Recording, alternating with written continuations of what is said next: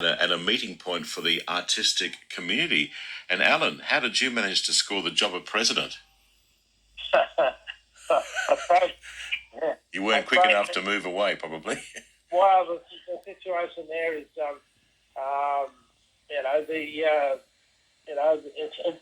it's probably a role that, it's probably a role that I wouldn't probably prefer, but... Here you are. Yeah, that's true. Well, it often happens when you are elected to a committee. Sometimes you just don't get your hand down quick enough, and then suddenly you're elected in that role. But look, it's exciting for Southwest Rocks to have their own community art gallery. No doubt there'll be more plans forthcoming on your opening in March and official opening in April. But in the meantime, Alan, congratulations to you and the committee. Yeah, thank you for that. And what we are trying to do... Alan, I'll just need to put you on hold there for a moment because we do need to go to the news. You're listening to ABC Radio, Mid-North Coast.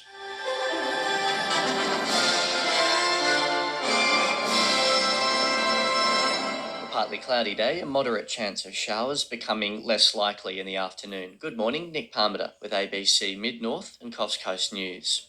A Port Macquarie-based commercial pilot training says the reopening of Australia's border to fully vaccinated overseas visitors couldn't have come at a better time. Restrictions on international arrivals to Australia will be lifted in 2 weeks. The Australian International Aviation College at Port Macquarie Airport trained students for an airline in China, but had to close for the last quarter of 2021. The new head of operations, Gerard Burns, says they're now looking to diverse their markets, both internationally and domestically. It's been catastrophic for us. We were affiliated with the airline in China, so we sort of got in a position where they had so many percentages that was all we could sort of cope with. So we never really had to look at other markets. But as soon as that market stopped, of course, our work stopped. Port Macquarie's Billabong Zoo has welcomed the New South Wales government's latest voucher program for parents and holiday makers. Parents with school kids can apply for $250 worth of vouchers to use for accommodation, entertainment and recreation in a bid to assist businesses in COVID recovery.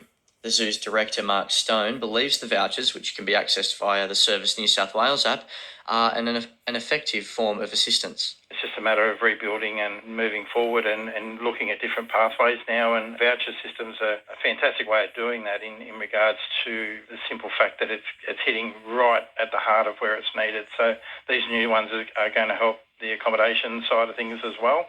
There were 216 new cases of COVID reported in the Mid-North Coast Local Health District, including 216 positive rapid antigen tests and 22 positive PCR results. 89 are from the Port Macquarie Hastings, 63 from the Coffs Harbour Council area, 41 from Kempsey, 21 from Nambucca and 2 are from Bellingen. 54 COVID patients are in Mid-North Coast hospitals, 3 in ICU. The Clarence Valley Council says plans for an $18 million aquatic centre at Grafton aims to ensure aspiring athletes can train locally instead of travelling to the cities. Stage 1 of the proposed upgrade includes building a new 50-metre pool, a 25-metre pool and recreational spaces. The existing pool is more than 60 years old. The Clarence Valley Council's Director of Open Spaces, Peter Birch, hopes the new facility will host major competitions and foster young talent. This will enable swimmers to be trained and compete in their local facility to the same standards as they would if they went away to another facility somewhere else, either on the North Coast or even at Olympic Park in Sydney. A state parliamentary inquiry into the timber industry hopes to hold a hearing on the North Coast. The New South Wales Upper House Committee is examining a long-term sustainability of the timber and forest products industry. It's holding a public hearing in the Snowy Valleys today where local councils, landholders and a forestry contractor will give evidence. The New South Wales branch of the Australian Forest Products Association CEO, Victor Violante, says he would like to see the committee visit the North Coast region. We think it's vital that the Parliament and the ministers and the opposition all see just how important the forest industry is to these communities, what a major employer is, but also just how integrated it is in the community, supporting local events, local businesses. A police investigation remains underway into a fatal crash at Coffs Harbour yesterday morning. A 44-year-old man who is yet to be formally identified died when his car crashed on the Pacific Highway near Diggers Beach Road just before 7 o'clock. Police have been told a four-wheel drive crossed to the opposite side of the road and crashed into a barrier. In news elsewhere, Australia has received its first shipment of the Novavax COVID vaccine. About 3 million doses arrived on a flight from Singapore last night. And the Commonwealth Parliament will today offer a statement of acknowledgement of harassment, bullying and sexual assault that has happened at Parliament. To the weather, a partly cloudy day, the moderate chance for showers becoming less likely as the afternoon goes on. There's a hazardous surf warning issued for the coast, Coffs Harbour and Port Macquarie reaching 26 degrees, Kempsey 27 and Taree and Foster 25. To hear today's local news, search online for ABC Local and look for your local station. ABC Mid-North and Coast Coast News, it's 7:30. One of the biggest issues that I confront, apart from the immediate issue of COVID and the impact that that's having on pretty well everyone at the moment, but apart from that, the biggest issue that I'm confronting is lack of people. So, the medical workforce shortage is certainly always at the forefront, but there's other sectors right through from all the professions, all the trades. Every sector of pretty well every town in my electorate is needing more people. The ads, you see them all the time. And so with the borders opening, that might bring in more options, hopefully for, some relief workforce coming in for aged care and the like. And so, hopefully working to help in that respect. Some of the things, a lot of discussion obviously last year about our approach to climate change. There's some projects that have been announced, programs that have been announced that I'm keen to be involved in with the measurement of soil carbon, so that make sure that the farm sector actually gets a benefit from what's going to happen, rather than being seen as one of the causes of the problems with regards to climate change. So those sort of things. The Inland Rail, obviously, making sure that we overcome any of the issues around that is also important. So there's always plenty on, and always looking forward to working to overcome those issues. We've heard a lot, and you mentioned it before, we've heard a lot about Inland Rail in the last couple of weeks as well. Are you still feeling happy, confident with where that project is up to? Yes, I am. At the moment, as we speak, out north of Moree up towards North Star, there's a lot of activity going on. And in another month or so, we'll see that move back towards between Narrabri and Moree. The design phase has been worked upon for Narrabri back to Narromine. These things are obviously very difficult. It's a major project. It does impact on people directly, but the long-term benefits will be long-term, and they'll be big, and the short-term benefits of having a surge workforce in the area certainly having a major impact. You've only got to go to Moree and have a look at the activity that's happening there at the moment, and the new office opening in Narrabri a couple of weeks ago. So, no, it's progressing along quite well. It's not without controversy, but that's the nature of a project of this size. Mm-hmm. Mark Colton, thanks for joining us this morning. Thanks, Christy. Anytime. That is Member for Parks, Mark Colton. You might have some thoughts, 1300 648 222. It's news time.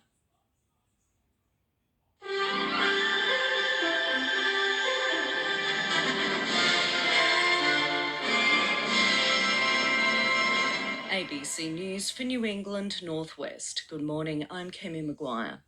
Senior Nationals members have quashed speculation that Barnaby Joyce's leadership was in jeopardy, with the federal MP staying in the top job. The party met yesterday afternoon to discuss policy moving forward towards the election. Nationals federal member for Parks, Mark Colton, says Mr Joyce's leaked text messages and resignation letter was discussed but did not dominate the meeting.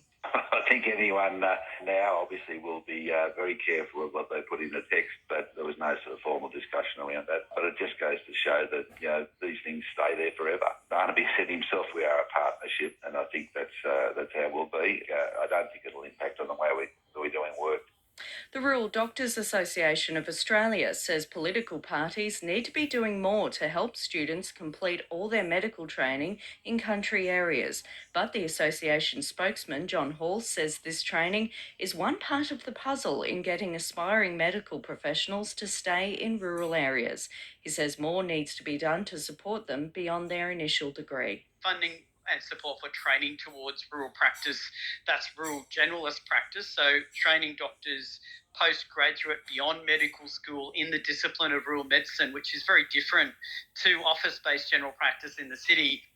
Local residents across the region have welcomed the return of non-urgent elective surgeries as COVID restrictions ease across regional hospitals. The suspension on surgery ended yesterday, with the Department of Health saying it will remain open if COVID cases numbers remain steady. Corindi resident Diane Neeson has been waiting on the waiting list for 3 years and will begin her surgeries this week. She says she feels lucky to be able to receive the care she needs. It'll be just so good. It'll be wonderful. Waiting has been just so hard. Tenterfield Shire homeowners have avoided a rate rise after council decided to delay a decision on the increase. Cassandra Power has the details. The Tenterfield Shire Council have delayed an application to raise residential rates by nearly 80% by the financial year of 2023-24. Council says the proposed special rate variation is needed to maintain existing services, enhance financial sustainability, and fund infrastructure maintenance and renewal. However, the rate rise has been delayed at least another year after it was decided at an extraordinary council meeting yesterday afternoon that further community consultation was needed. Students at some New England Northwest schools are getting a crash course in the paddock to plate aspect of the poultry industry. The Rural Agricultural Society has delivered day-old chicks for schools to raise and enter in the Easter Show poultry competition in April. Tamworth High School ag teacher Martin McCabe said annual competitions can be the eye-opener for students not familiar with agricultural practices. The kids have to do a demonstration and also present the data to the judges. The birds then go on and be judged as well a couple of weeks later, and they get judged as a live bird, as a pair, and they're also judged as a carcass. A trial of longer school days will begin in New South Wales later this year, with schools able to apply to take part. The government says it's looking at ways to improve the lives of families and additional flexibility. New South Wales Premier Dominic Perrottet says the government needs to look outside the box and be bold and brave. It's obviously a difficult change because we've had 9 till 3, but in my view, 9 to 3 doesn't work. You've also got challenges out of before and after school care. You've got childcare issues, you've got early childhood education, so I expect that we'll look at ways in which balancing those areas could be improved. Also making news, the first shipment of the Novavax COVID vaccine arrived in Sydney last night with about 3 million doses on board the flight from Singapore. They'll be supplied to GPs, pharmacies and state hubs across the country and will be available from February 21st. However, the Health Minister Greg Hunt says they first have to undergo batch testing by the Therapeutic Goods Administration. Australia has purchased 51 million doses of the Novavax vaccine, which is the 4th COVID vaccine available in Australia. It's approved for people aged 18 and over. Chance of fog across the northern tablelands waking up this morning. It will be sunny for the region, with winds also becoming light later on today, getting up to 20 kilometres per hour. Tamworth heading for a top of 27 degrees, Moree 31, 29 in Narrabri, Inverell heading for a top of 26, Glen Innes heading for a top of 23 and Armidale reaching a maximum of 23 also. For news anytime, search for ABC Local and select your region. 4:30, that would... Oh, you want your working hours, not normal office hours, I see. But I'm interested to hear where the conversation goes, what it means for teachers and school staff and their families, as well as all the other families. So discussion on that happening today. Partly cloudy, medium chance of showers, especially along the coast. We're heading for the mid-20s today, bit warmer, inland at Singleton, 27. You're on ABC Newcastle Breakfast. Take the Anzac Memorial Walk or a lakeside stroll. Wherever you go, take ABC Newcastle with you. Streaming 24/7 on the ABC Listen app.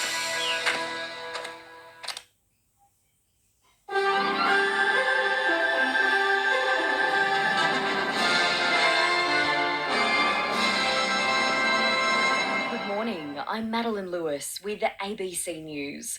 Tourism chiefs say it could take the industry potentially years to recover when Australia's borders reopen to international tourists later this month. More from Jean Kennedy. There's palpable relief across the tourism sector over the decision to reopen Australia's international borders to all fully vaccinated tourists from February 21. Margie Osman from the Tourism and Transport Forum. We are a long way from the end of the journey, though. It's going to take the industry potentially years to recover. We're down on people. We've probably lost a lot of key businesses as part of this process, but we are a hugely resilient industry and we will bounce back. She says aviation capacity needs to be built up and the cruise industry needs certainty about when it can start welcoming ships back into Australian ports. The first shipment of the Novavax COVID vaccine arrived in Sydney last night with about 3 million doses on board the flight from Singapore. They'll be supplied to GPs, pharmacies and state hubs across the country and will be available from February 21. However, the Health Minister Greg Hunt says they first have to undergo batch testing by the Therapeutic Goods Administration. Australia has purchased 51 million doses of the Novavax vaccine, which is the fourth COVID vaccine available in Australia. It's approved for people aged 18 and over. A bill to protect religious freedoms will be the top priority for the federal government when Parliament resumes sitting today for the first time this year.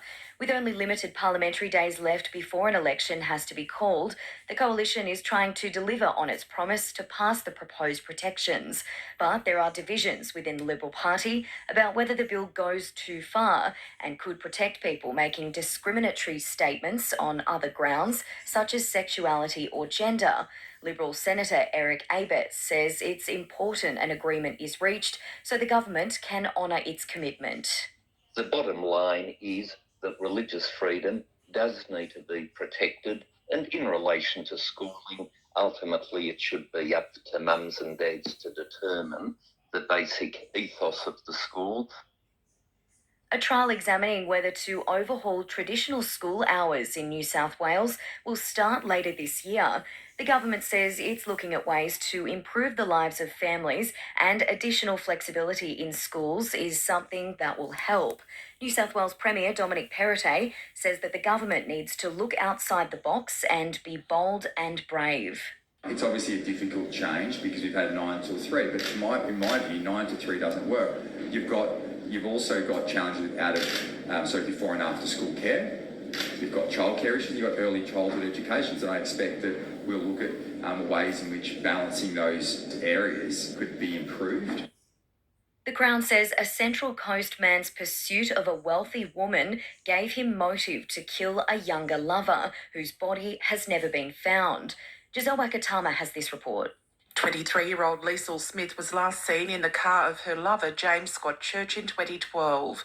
He was 42 at the time she went missing, and both shared a love of horses. Mr. Church has pleaded not guilty to murdering Miss Smith in the New South Wales Supreme Court. Her body has never been found, but her remains are believed to be buried either on the Central Coast or in the Hunter Valley. In her opening address yesterday, Crown Prosecutor Kate Ratcliffe said circumstantial evidence was enough to convict the accused killer. She said Mr. Church believed Miss Smith was pregnant with his child and his motive was to kill her to pursue another woman whose family had made millions of dollars from property developments. Around a quarter of the Australian Winter Olympic team will have departed Beijing today as strict COVID regulations require an exit within 48 hours of finishing competition. Tracy Holmes reports. Curlers Tarly Gill and Dean Hewitt, along with luger Alex Palazzo, will arrive back in Australia today. The 8-strong moguls team, including gold medalist Jakara Anthony, will leave Beijing this afternoon. Meanwhile, alpine skier Katie Parker, delayed by a positive COVID test, is the last Australian athlete to fly into Beijing. Her arrival today leaves her little time to prepare for tomorrow's women's slalom. Tracy Holmes in Beijing for ABC Sport. Checking the Hunters weather now, partly cloudy today, medium chance of showers near the coast, slight chance elsewhere. Light winds becoming south to southeasterly, large and powerful surf conditions are expected. Newcastle heading for a top of 24 degrees, Maitland 25, Scone 26. You're listening to ABC News.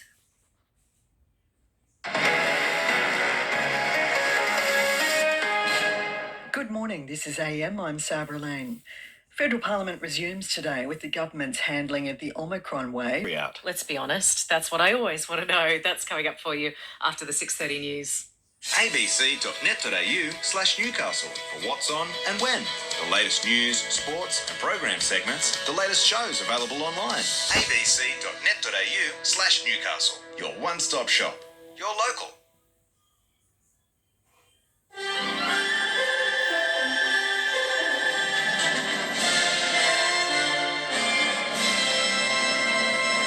Good morning, I'm Madeline Lewis with ABC News. The cruise ship industry has called for the ban on its operations to be urgently lifted, given the decision to reopen international borders to fully vaccinated travellers. The federal government yesterday announced it will reopen borders to fully vaccinated travellers from February 21. But late last year, the cruise ban was extended until February 17, and the industry says it's still waiting to hear whether that will continue. Joel Katz from Cruise Lines International Association says it's disappointing the cruise industry has been sidelined after a devastating 2 years. So we've presented detailed protocols to the states and to the federal government. Cruising has restarted in 86 countries around the world. More than 7 million people have cruised. And the 18,000 Australians who rely on the cruise industry for their livelihoods are saying to the government, we need a pathway forward. A network of experts formed to provide advice on how to deal with the pandemic says vaccination rates among Indigenous people must be pushed above 90%. AusSage is made up of experts from multiple fields, such as health, business and education. In its latest briefing, it says 44 Indigenous people with COVID have died, with more deaths in the past 5 weeks than the entire pandemic. Ebony Lewis from the School of Population Health at the University of New South Wales says more effort needs to be made to improve vaccination rates. Nationally, coverage remains around 15% lower than in non-Indigenous people. In some regions, vaccination remains far lower, with some areas reporting less than 60% double vaccination. This leaves some communities completely exposed. The Rural Doctors Association of Australia says the major political parties are not doing enough to improve healthcare in regional Australia. The spokesman, John Hall, says with an election looming, more should be done to not only train doctors locally, but attract an already skilled medical workforce to the regions. He says greater incentives are needed for medical professionals to practice in rural communities. We're seeing both parties drop the ball on this and lose momentum. So we're calling on both of the major parties to consider equitable access to health services for the whole of Australia, not just those living in the metropolitan areas. Federal Environment Department documents show that potential foraging habitat for the threatened Regent honeyeater would be impacted to make way for a pipeline feeding the Kurri Kurri gas plant. Liz Farquhar reports. The federal government yesterday gave final approval for the 660-megawatt Kurri Kurri gas plant to start construction. Yesterday's announcement comes at a time when federal environment officials are assessing the potential impact of a pipeline. Snowy Hydro has plans for the construction, operation and maintenance of a medium-pressure transmission pipeline, high-pressure storage pipeline, compressor station and delivery station. An impact assessment says while the threatened Regent honeyeater hasn't been recorded in the area, there is potential for it to occur across 50 hectares of suitable foraging habitat. The Department of Foreign Affairs and Trade has revealed that an Australian-Chinese dual citizen is currently being prosecuted under Hong Kong's sweeping national security law. Here's Foreign Affairs reporter Stephen Jedgetts. The department said last year that an Australian had been detained under the law, but now it's given more details. The man was arrested in January last year when China intensified its crackdown on pro-democracy figures. The ABC's been told the man has been detained for lengthy periods since then. The department has not said what charges he's facing, but the national security law gives the authorities broad powers to impose heavy penalties, including life imprisonment. The department has also revealed that Australian officials have been repeatedly refused consular access to the man. The Hunter Valley Rail network will be shut down from Newcastle to Ulan and Narrabri this week for maintenance work. The Australian Rail Track Corporation says it will continue to upgrade level crossings and undertake general upkeep. The shutdown includes 120 jobs and will start this morning at 6:30 and take until Friday morning. Alternative bus services will be operating for impacted passenger services. Partly cloudy in the Hunter today, medium chance of showers near the coast, slight chance elsewhere. Light winds becoming south to southeasterly. Large and powerful surf conditions are expected. A top of 24 for Newcastle today, Maitland 25, Scone 26, a top of 27 in Singleton. ABC News. Fly Too High, Janice Ian from her 1979 album Night Rains. It's news time.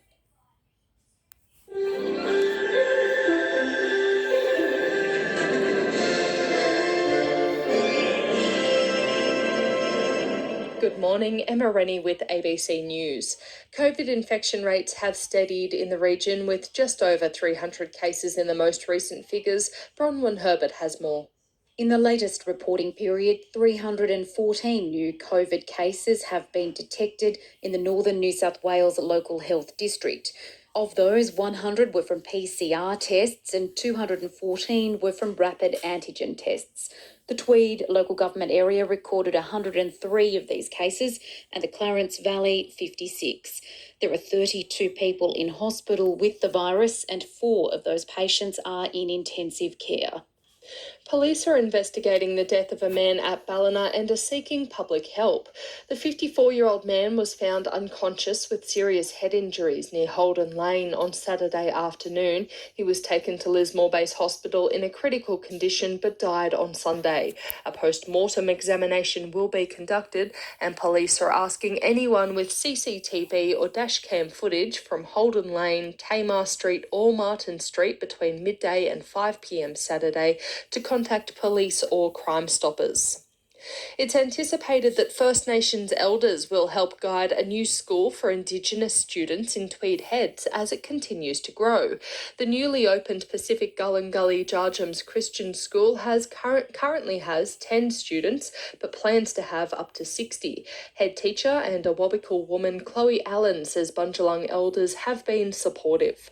Our local Aboriginal Christian pastors have been working on this for years, and our elders have all been invited and will be continuing as we grow to input and really shape what the school looks like in the future as well. So, very involved and very supportive. The Lismore City Council has sacked its general manager for the second time in less than a year. Bruce McKenzie reports. The move comes 364 days after the former GM, Shelley Oldham, was sacked. Now the man who replaced her, Michael Donnelly, has suffered a similar fate. Councillors last night voted 6-4 to approve the move. A former general manager of the Richmond Valley Council, John Walker, will be appointed as the interim general manager. He left his post as the CEO of the City of Kalgoorlie-Boulder Council in Western Australia in controversial circumstances last year after being suspended amid allegations of workplace misconduct. He received a payout under the terms of a mutual separation agreement. A rescission motion was lodged immediately after the vote was taken and could be debated as early as tonight's regular monthly meeting. Councillor Vanessa Eakins, who was mayor when the previous GM was dismissed, says she found last night's decision hard to fathom. It's a very expensive decision. Yeah, you're talking about $500,000 or more by the time you cancel a contract and go through a recruitment process for a new general manager. So it's a bit of surprise from a team that said that they were focused on core business, which is roads, rates and rubbish. The Byron Shire Council won't be resting on its laurels despite achieving its 100% renewable energy target 5 years ahead of schedule. Mayor Michael Lyon says a wind farm on the state's southern highlands is providing 60% of the council's electricity, while the rest is coming from certified green power projects. But he says there's still work to be done. When you're using new technology, it's generally more energy efficient. So it's really about upgrading, and we're doing an upgrade of all of the streetlights, and they're far more energy efficient than they used to be in the past. So, yeah, it's not a well that you can keep going to, but there's still plenty of gains to be had in the demand management space. Residents affected by a colony of little red flying foxes around Grafton are being offered assistance by Clarence Valley Council. Environment Manager Scott Lenton says little red flying foxes are migratory species, and residents in town are complaining of noise, smell and droppings. Mr Lenton says people can access protective covers. We can talk to them about their needs. It's also likely that there'll be some clean-up assistance once the flying foxes move on. And we're getting reports, obviously they're making quite a mess of people's roofs, their solar panels and things like that. The Chief Executive of Habitat Restoration Group Ozfish says the runoff from recent heavy rain is unlikely to cause a major fish kill in the Richmond River. Ballina man Craig Copeland says elevated sediment levels are turning the water brown and smothering marine life at the bottom of the food chain. He says while bigger fish may have escaped out to sea, a lack of food might prevent their return. Mainly because we've had fairly consistent rain. There hasn't come down as one big pulse. So a lot of the fish would have moved out. Hopeful that's the case. And the lack of fish deaths occurring probably points to that. But again, the amount of fish that come back in and how much the river can support is dependent on how much production's there. Turning to today's weather, a partly cloudy day with top temperatures in the mid to high 20s, the slight chance of a shower, a hazardous surf warning in place for large and powerful surf conditions. To hear today's local news again, search online for ABC North Coast. First time we've ever gone out and toured because I feel like it's been so long. So we're just really pumped to be able to get back out on the road again and play shows. Kaya Handley on ABC Upper Hunter.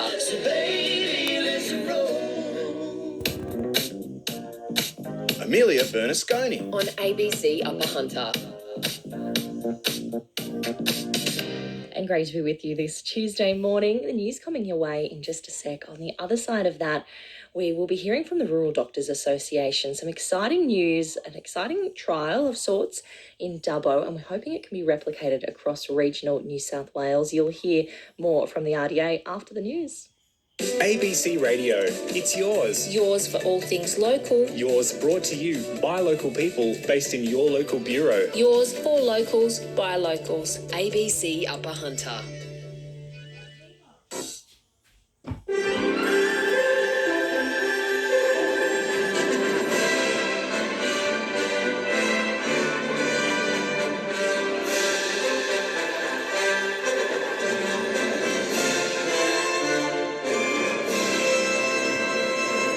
Morning, it's 7 o'clock. I'm Madeline Lewis with the ABC News. The first batch of the Novavax COVID vaccine has arrived in Australia. Alison Shaw reports. The first shipment of the Novavax COVID vaccine arrived in Sydney last night, with about 3 million doses on board the flight from Singapore. It's the first arrival of 51 million doses of the vaccine purchased by Australian authorities. They'll be batch tested first and available from the 21st of February at GPs, pharmacies and state hubs across the country. The vaccine regulator approved use of the vaccine for people aged 18 and over last month. It's the fourth COVID vaccine available in Australia. The New South Wales Premier says the decision to reopen the nation's borders to vaccinated travellers will provide a massive boost for tourism, investment and trade. But as Jean Kennedy reports, the cruise industry says it's been sidelined and is calling for the current ban to be urgently lifted. The federal government says it will reopen borders to fully vaccinated travellers from February 21. New South Wales Premier Dominic Perrottet says his state's visitor economy is set to boom. But things are not so rosy for the cruise industry, with a ban there still in place.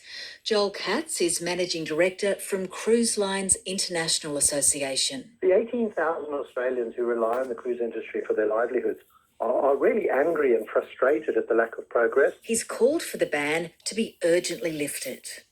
A network of experts formed to provide advice on dealing with the pandemic says Aboriginal and Torres Strait Islander people are overrepresented in the statistics for COVID hospitalisations and deaths. Sarah Hawke has more.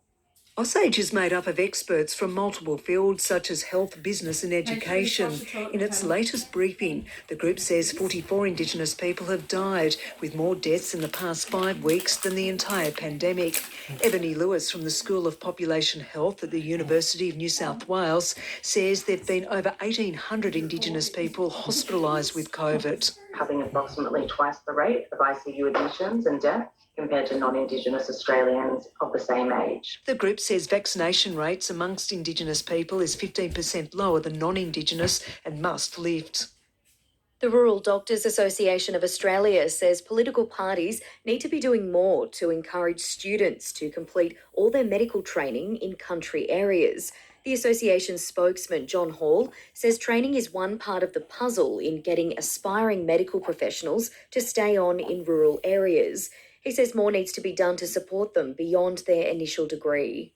Funding and support for training towards rural practice, that's rural generalist practice, so training doctors postgraduate beyond medical school in the discipline of rural medicine, which is very different to office-based general practice in the city. The Coalition is struggling to find a consensus on how wide-ranging protections for religious freedom should be. Parliament resumes sitting today and the federal government has nominated passing the laws as a top priority. But in seeking to protect sincerely held religious beliefs, some Liberals are worried the proposed law will permit discrimination on other grounds, such as sexuality or gender. Liberal MP Katie Allen says it's difficult to strike the right balance. Where it lands is still anyone's guess at this point in time because there are a lot of competing and conflicting interests and there's lots of concerns about unintended consequences. The Commonwealth Parliament will offer a statement of acknowledgement of harassment, bullying and sexual assault that has occurred at Parliament. An acknowledgement was the first recommendation of the Jenkins Review, which examined parliamentary workplace practices. It will be delivered in both the House of Representatives and the Senate today. The federal government will also introduce legislation on other recommendations from the review to provide better protection for staff employed directly by MPs and senators. The 9 o'clock till 3 o'clock school day could be set for a shake-up. A trial examining whether to overhaul traditional school hours will start later this year. New South Wales Premier Dominic Perrottet says, in his view, the traditional 9 till 3 school hour day doesn't work. He says the government wants to improve the lives of families, which includes more flexibility in schools. The world in the 1950s is very different to the world that we live in today. And you can't just overturn that overnight. What you need to do as a government is to trial new things, to look at new ways of doing things. The New South Wales opposition says taxpayer money has again not been distributed fairly and equitably by the state government. Labor says 75% of club grants were funneled to projects in coalition electorates. The grants for community sport or health infrastructure are from club gaming machine profits. Labor leader Chris Minns says the government is using public money to boost its re-election prospects. Club grants is just the latest example. 75% the money raised from gambling revenue is being funneled to coalition electorates to ensure that they get re-elected. Not their personal piggy bank. It's the people of New South Wales' money, and it should be spent fairly and equitably. The Crown says a Central Coast man's pursuit of a wealthy woman gave him motive to kill a younger lover whose body has never been found. Giselle Wakatama reports. 23-year-old Liesl Smith was last seen in the car of her lover, James Scott Church, in 2012. He was 42 at the time she went missing, and both shared a love of horses. Mr Church has pleaded not guilty to murdering Miss Smith in the New South Wales Supreme Court. Her body has never been found, but her remains are believed to be buried either on the Central Coast or in the Hunter Valley. In her opening address yesterday, Crown Prosecutor Kate Ratcliffe said circumstantial evidence was enough to convict the accused killer. She said Mr Church believed Miss Smith was pregnant with his child and his motive was to kill her to pursue another woman whose family had made millions of dollars from property developments. China's coercion and trade sanctions will top the agenda when Lithuania's foreign minister flies into Australia today ahead of meetings with the Morrison government. Here's Defence correspondent Andrew Green. Lithuanian Foreign Minister Gabrielis Landsbergis is visiting Australia as his tiny European nation continues to face a diplomatic backlash from China over its support for Taiwan, an issue he'll discuss in formal meetings with the federal government. In Canberra, the visiting Foreign Minister will also formally open Lithuania's new embassy to Australia, coinciding with Lithuanian Independence Day. At the National Press Club, he'll speak on the topic of the rules-based world order under attack, the cases of Ukraine and Taiwan. Queen Elizabeth will be reportedly returning to normal duties, having been advised to take it easy by her doctors. The 95-year-old has barely been seen in public since she spent a night in hospital last October for an unspecified ailment. On Sunday, she became the first British sovereign to spend 7 decades on the throne. Buckingham Palace says the Queen has now returned to her Windsor Castle home, where she will resume her official duties. To sport, and in men's A-League soccer, Newcastle Jets coach Arthur Pappas says it wasn't ideal to have tonight's fixture changed at the last minute. A double-header will be played at Hunter Stadium, which will see the men's team take on Melbourne City, a match that was previously postponed. The women's side will face Melbourne Victory prior. Pappas says it's challenging for players and coaches. The boys had completed their recovery. We'd put certain medical procedures in place for certain players, then to be told that, oh, by the way, we're going to play a day earlier, against a different opponent. So first time in my career that something like that's happened. I'm not pleased about it. And now with more sport, here's Jack Snape. Australian cricketer Alyssa Healy says her team has demonstrated resilience this summer ahead of the final Women's Ashes one-dayer in Melbourne today. The home side has already secured the series, but England presented a major obstacle. Healy says the players are now looking ahead to the World Cup in New Zealand next month. The fact that we're able to fight scrap and work our way back into fixtures or win games, with our backs against the wall has been really impressive. And I think leading into a really big World Cup is hugely important. Australian speed skater Brendan Corey has crashed out of his 1,000-metre short track quarter-final at the Beijing Winter Olympics. Corey was penalised for taking out 2 skaters on the final corner, including eventual gold medalist Ren Jai Wei. The Australian had been sitting in 3rd place and was looking to move up, but caught his lead skate on Ren, sending all 3 into the barriers. And Australian tennis player Alex de Minaur has won his first-round match in Rotterdam 6-love, 6-3 over Belgian David Goffin.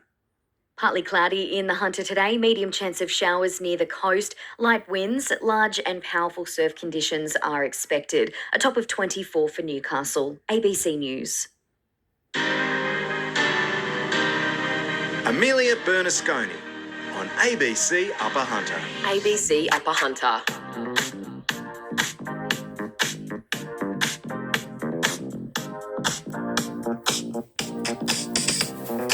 Hey there, how you going this Tuesday morning? It's great to have you along for breakfast here on ABC Upper Hunter through till 8 o'clock this morning, and plenty to share with you between now and then. We're going to take a bit of a trip to some of the local horse studs before 8 o'clock. It's Wallumbah local Alexandra Joy speaking there to the ABC's Nat Little about that project, planting a tree or a plant on her property every day for a year. It's quite a task. On ABC Upper Hunter, we're heading up to the latest news at 7:30. On the other side of that, I'm curious this morning if you've been using these vouchers, those Dine and Discover vouchers we've had for some time. If you're a parent, you might have just gained access to $250 tourism vouchers. That next.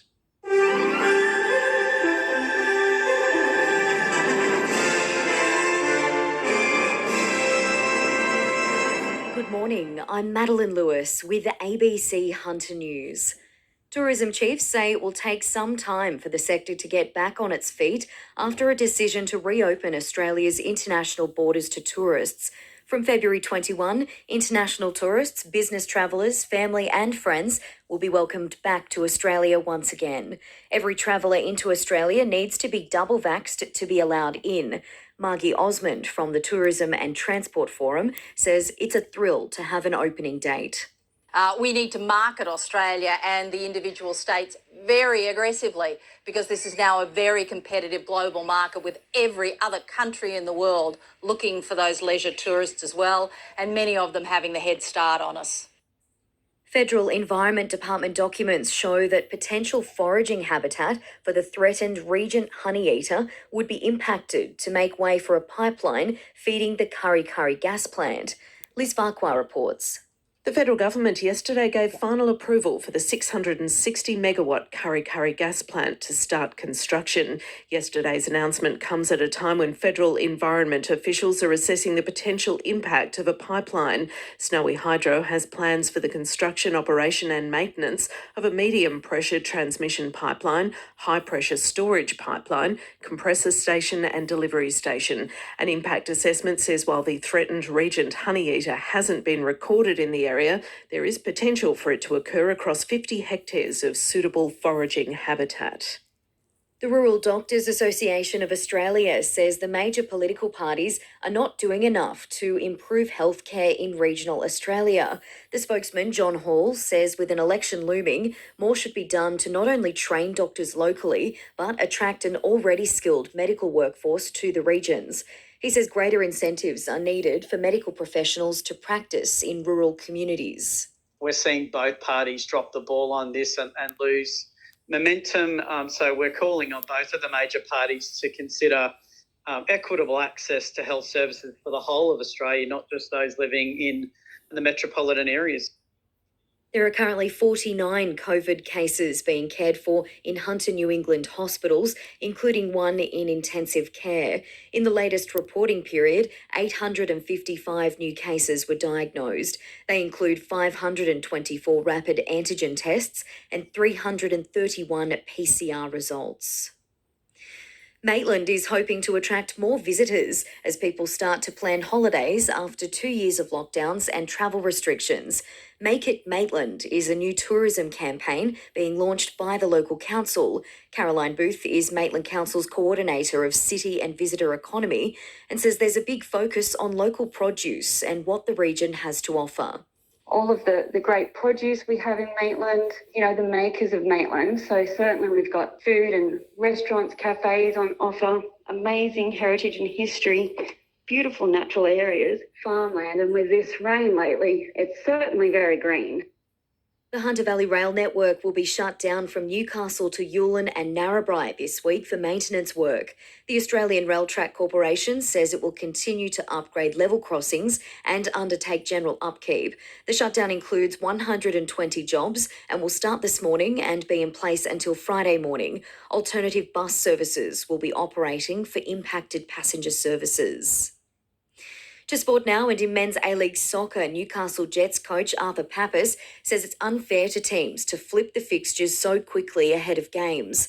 A doubleheader will be played tonight at Hunter Stadium, meaning the Jets are playing a day earlier against a different opponent. They'll face Melbourne City after the women's side takes on Melbourne Victory. Pappas says being a Tuesday night, it's also likely they'll be playing in front of a smaller crowd. My concern's always, for my players and making sure that we're giving them the best platform to perform at their best level. We can't actually just flip things like that and expect everyone to come out and, adjust it like this. It is what it is. We'll go in there and we'll give it a best in front of our home supporters. And briefly, Australian speed skater Brendan Corey has crashed out of his 1,000-metre short track speed skating quarter final at the Beijing Winter Olympics. Checking the Hunters weather, partly cloudy today, medium chance of showers near the coast, large and powerful surf conditions are expected. A top of 24 for Newcastle today, 25 for Maitland. ABC News.